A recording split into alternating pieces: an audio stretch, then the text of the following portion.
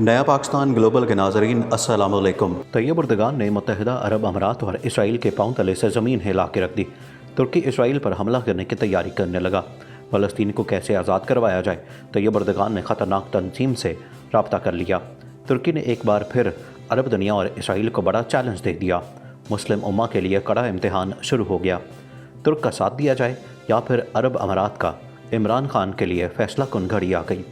Video میں آپ کو بتائیں گے کہ کیسے ترکی اسرائیل پر حملہ کرنے کی تیاری کر رہا ہے اور کیسے طیب اردگان نے خطرناک تنظیم سے رابطہ کر کے ہلچل مچاتی ہے۔ ویڈیو میں آگے بڑھنے سے پہلے تمام نئے آنے والے دوستوں سے گزارش ہے کہ ہمارے چینل کو سبسکرائب کر لیں، ویڈیو کو فیس بک اور واٹس ایپ پر شیئر بھی کر لیں۔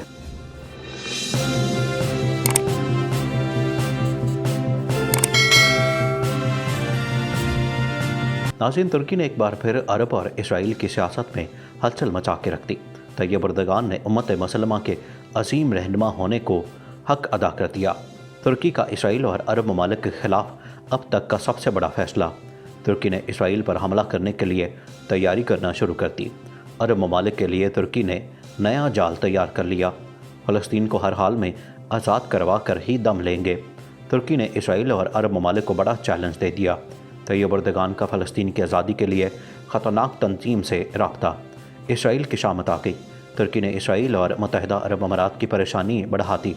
ترک صدر طیب اردگان نے فلسطینیوں کے حقوق کے لیے اسرائیل سے لڑنے والی تنظیم حماس کے رہنماؤں سے اہم ملاقات کی ہے۔ یہ اہم ملاقات امریکی سیکرٹری خارجہ مائک پومپیو کے دورہ اسرائیل سے پہلے کی گئی ہے۔ طیب اردگان کے ساتھ حماس کی اعلیٰ قیادت ڈپٹی چیف صالح العراوی نے حماس عرب کے سربراہ عزت الرحیق اور دیگر اہم رہنماؤں نے ملاقات کی۔ حماس نے ترک صدر کو آیا صوفیہ کھولنے، گیس اور تیل کے نئے مشن شروع کرنے کی مبارکباد دی۔ حماس نے ترک صدر طیب اردگان کو فلسطین پر ہونے والے ظلم و ستم اور اسرائیل کے یہودی بستیوں کو بسانے کے منصوبے کے بارے میں بھی آگاہ کیا۔ حماس رہنماؤں کی یہ اہم ملاقات متحدہ عرب امارات اور UAE کے امن معاہدے کے بعد سامنے آئی ہے۔ حماس کی حالیہ ملاقات کے بعد اسرائیل میں شدید تشویش پائی جاتی ہے۔ اس سے قبل ترکی نے متحدہ عرب امارات اور اسرائیل تعلقات بحالی کی مذمت کی ہے اور اس معاہدے کو غداری قرار دیا ہے۔ ترک وزارت خارجہ نے اپنے بیان میں کہا کہ امارات نے اپنے محدود مفادات کو پورا کرنے کے لیے فلسطینی کاز کے ساتھ غداری کی ہے۔ انہوں نے کہا کہ تاریخ اور خطے میں بسنے والے لوگوں کا ضمیر منافقانہ رویے کو فراموش نہیں کرے گا اور نہ ہی معاف کرے گا۔ اردگان نے اسرائیل کے ساتھ معاہدے پر متحدہ عرب امارات پر سخت تنقید کی ہے۔ ترک صدر طیب اردگان نے کہا کہ وہ خلیجی قوم کی جانب سے اسرائیل کے ساتھ باضابطہ تعلقات قائم کرنے کے لیے ایک تاریخی معاہدے کے اعلان کے بعد متحدہ عرب امارات کے ساتھ تمام سفارتی تعلقات منقطع کرنے پر غور کر رہے ہیں۔ اردگان نے کہا کہ ہم نے وزیر خارجہ کو ہدایات دی ہیں۔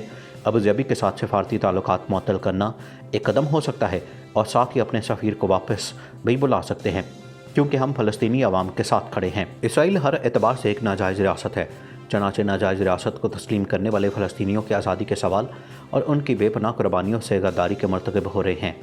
متحدہ عرب امارات اور اسرائیل ایک امن سمجھوتے پر متفق ہو گئے ہیں۔ معاہدے کے تحت دونوں ممالک اگلے ہفتے سفارت خانوں کے قیام، سرمایہ کاری، سیاحت، براہ راست پروازوں، سیکیورٹی، ٹیکنالوجی اور ثقافت کے شعبوں میں تعاون کے حوالے سے مزید معاہدے کریں گے۔ امریکی کے صدر ڈونلڈ ٹرمپ نے معاہدے کو تاریخی قرار دیتے ہوئے انکشاف کیا کہ اسرائیل اور کئی دیگر عرب ممالک کے درمیان بھی سفارتی کامیابیوں کی توقع ہے۔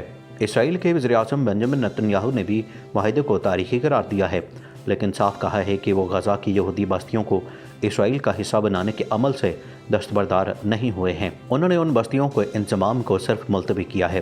حماس نے معاہدے کو مسترد کر دیا ہے اور اسے فلسطینی عوام کی پیٹھ میں خنجر گھونپنے کے مترادف قرار دیا ہے۔ محمود عباس نے امارات سے اپنے سفیر کو واپس بلا لیا ہے۔ ترکی نے بھی نام نہاد امن معاہدے کو مسترد کر دیا ہے اور کہا ہے کہ وہ امارات سے اپنے سفیر کو واپس بلانے کے امکانات پر غور کر رہا ہے۔ پاکستان نے معاہدے پر کچھ نہ سمجھے خدا کرے کوئی سے ملتا جلتا رد عمل ظاہر کیا ہے۔ پاکستان کے دفتر خارجہ کے مطابق معاہدہ دورس مضمرات کی حامل پیش رفت ہے۔ دفتر خارجہ کے ترجمان نے مزید کہا کہ پاکستان نے ہمیشہ فلسطین میں دو ریاستی حل کی حمایت کی ہے۔ ناظرین، متحدہ عرب امارات اور اسرائیل کا امن معاہدہ ہر اعتبار سے ایک تاریخی غداری ہے۔ فلسطین کا مسئلہ ایک سطح پر مسلمانوں کے قبلہ اول کی بازیافت کا مسئلہ ہے۔ ایک بار امام مالک سے کسی نے پوچھا کہ اگر گستاخ رسول زندہ ہو تو امت کو کیا کرنا چاہیے؟ امام مالک نے کہا کہ اگر گستاخ رسول زندہ ہو تو امت کو مر جانا چاہیے۔ مسلمانوں کے قبلہ اول کا مقبوضہ ہونا मजाक नहीं। इससे साबित होता है कि उम्मत बिलखसूस अरब ममालिक की क़यादतों पर 7 दहाइयों से मोहतारी है। ऐसा ना होता तो क़िबला अव्वल कब का आज़ाद हो चुका होता। इस तनाजुर में देखा जाए तो जितने अरब मुल्कों ने इसराइल को तस्लीम किया है, उन्होंने क़िबला अव्वल से गद्दारी की है। फ़लस्तीन का मसला दूसरी सतह पर फ़लस्तीन की आज़ादी का मसला है। इसराइल हर एतबार से एक नाजायज़ रियासत है। चुनांचे नाजायज़ रियासत को तस्लीम करने वाले फ़लस्तीनियों की आज़ादी के सवाल और उनकी बेपनाह कुर्बानियों से गद्दारी के मर्तकब हो रहे हैं। इसराइल का दावा है कि 2000 साल पहले अर्ज़ फ़लस्तीन यहूदियों की मलकियत थी, चुनांचे यहूदियों को अपनी ज़मीन पर तसल्लुत का हक़ हासिल है। इस उसूल को तस्लीम कर लिया जाए तो अमेरिका से एक से अफ़वाम को निकाल बाहर किया जाना चाहिए, इसलिए कि अमेरिका 300 साल पहले रेड इंडियंस का मुल्क था। इसी तरह कुछ अर्सा पहले ऑस्ट्रेलिया एब और ओरिजिनल्स का मुल्क था। हिंदुस्तान के बारे में सब जानते हैं कि हिंदुस्तान दरावड़ों का मुल्क था और आर्या बाहर से हिंदुस्तान में वारिद हुए थे। चुनांचे हिंदुस्तान से तमाम आर्यों को बाहर निकाल देना चाहिए और हिंदुस्तान को उसके असल बाशिंदों दरावड़ों के हवाले कर देना चाहिए। यहूदी एक जराइम पेशा कौम है, उसने अंबिया को कत्ल किया है। दुनियावी फ़ायदे के लिए यहूदियों ने अपनी आसमानी किताब को तब्दील किया है। यहूदियों ने गुज़श्ता 75 साल में फ़लस्तीनियों पर जो जुल्म किया है, उसके आगे हॉलोकॉस्ट का तजर्बा भी कुछ नहीं। हिटलर ने लाखों यहूदियों को मार डाला था और यहूदियों ने लाखों फ़लस्तीनियों को कत्ल भी किया है और लाखों फ़लस्तीनियों को ज़िंदा दरगोर भी किया है। इसका एक सबूत ये है कि अब मुसलमान ही नहीं, मगरब के ज़राए अबलाग भी गज़ा को दुनिया की सबसे बड़ी खुली जेल करार देते हैं। चुनांचे कोई इसराइल के साथ अमन माहिदे के बारे में सोच नहीं सकता। ज़ेरे बहस माहिदे के मुसलमान दुश्मन होने का इससे बड़ा सबूत और क्या होगा कि अमेरिका के सदर और इसराइल के वज़ीर-ए-आज़म ने इसे तारीख़ी करार दिया है। उसके मायने उसके सिवा कुछ नहीं कि इस माहिदे से ज़्यादा गैर तारीख़ी चीज़ और कोई नहीं हो सकती।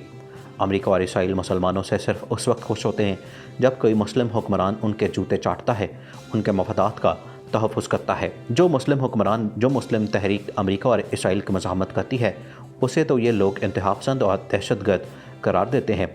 यही वजह है कि अमेरिका और इसराइल दोनों के लिए हमास एक दहशतगर्द तंजीम है। तालिबान भी अमेरिका और उसके इत्तेहादियों के लिए दहशतगर्द थे। हद तो ये है कि इख्वान जैसी पुरअमन सियासी तंजीम को भी अमेरिका ने अरब हुक्मरानों के ज़रिए दहशतगर्द करार दिलवा दिया है। वीडियो के आखिर में एक बार फिर तमाम दोस्तों से गुजारिश है कि हमारे चैनल को सब्सक्राइब कर लें, वीडियो को फेसबुक और व्हाट्सएप पर शेयर भी कर लें।